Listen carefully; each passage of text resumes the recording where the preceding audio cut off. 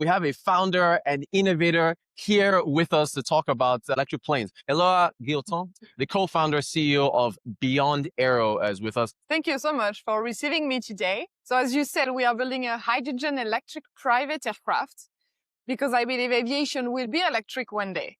The question is when. So we are focusing in every different department of the entire world of who is leading any technology. And FRI, as you may know very well, is one of the different players actively investing, looking at the state-of-the-art technology. And so we are here to discover this industry. Investment is always part of the discussion. Also some potential clients, partners, and also discover what is the state-of-the-art, who is doing what, what's the latest news. So yes, I am looking for investment. We are looking for clients. We are looking for partners. Just to announce what happened a few days ago, that we actually have more than almost $1 billion in letter of intent now for different size of jets. We have airlines, we have corporates and ultra high net worth individuals. And a lot of different actors, singers, athletes are looking to fly more electric. And so that's why we're here today and discussing about this important topic, part of the transition of the climate. We say hydrogen electric because it's electric engines. So we have two electric engines, but they are not powered from lithium batteries. They are powered from fuel cells, like you said. So it's gas hydrogen stored in tanks that goes through a fuel cell. The fuel cell is taking oxygen from the air, hydrogen, and creating the molecule of water. H2. And through that process, it generates a lot of heat. That's a problem, but we are dealing with that. And a lot of electricity. And so we use this electricity to power the electric engine. So it's hydrogen electric, zero direct emission, since we only release water. I'm saying direct because the question is, can we have decarbonized hydrogen? So that's another scope 2 and 3. But at the scale of the aircraft itself, it's going to be zero direct emission, fully electric. But we are using hydrogen because it's allowing us to go 5 of the European capitals: London, Paris, Geneva, Berlin, Madrid. That's the market we are targeting at first. First of all, because we did a different market study, and the client who is willing to pay a bit more than usual to fly electric are the private jets user, because they have a public image, some care for the environment, and they want to make an effort. Private jets emit 2 tons of CO2 per hour. So it's 10 times more than commercial airline. So the first argument is really the need of the market. The second is because of the maturity of the technology. Today we rely on a lot of suppliers. We buy the fuel cell, we buy the tanks, we buy the electric engine, and such technology is mature for a certain size of power, about from 1 to 2 megawatts. Above that, it's going to take more time. So that's why also we are doing a relatively small aircraft, 6 to 8 passengers. And the latest argument will be about certification. It's easier and faster to certify a smaller aircraft than a bigger one. So the strategy of the company is to start with a light private jet, so 6 to 8. We have 2 configurations, a club seating or more 2 and 2. But then the idea will be to scale. Eventually, we have my entire life to do that. I have more than 40 years in front of me to build different size of aircraft. But the strategy first is starting with a pragmatic use case where the technology exists, is reliable, and we can certify it. So Airbus right now is working on a hydrogen aircraft.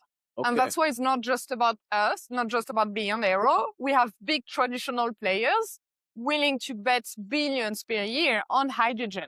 So that means hydrogen infrastructure. That means hydrogen certification.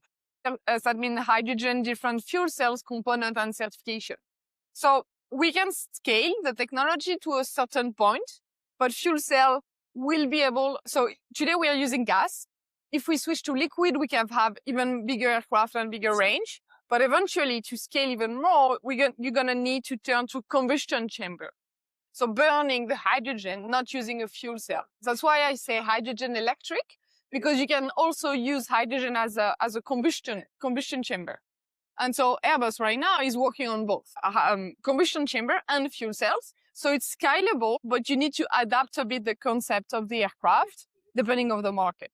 It's going well, and that's why I was saying Airbus is working on it. So that means EASA and FAA are also working on hydrogen certification. Thank you for that, because as a startup, it would not be realistic to be alone on one technology. We need the entire ecosystem to pivot. And since Airbus is leading the way, that's why like you said, it's going to start more in Europe first. Also, that's where the culture of clients are more sensitive to ecology right now compared to different positions in the world. So we think Europe is the right combination of the key engineering aerospace engineers we have in Toulouse, in France, thanks to Airbus, hydrogen laboratories, EASA working on hydrogen. So we've discussed for sure for a long time already with different entities, nationally and internationally.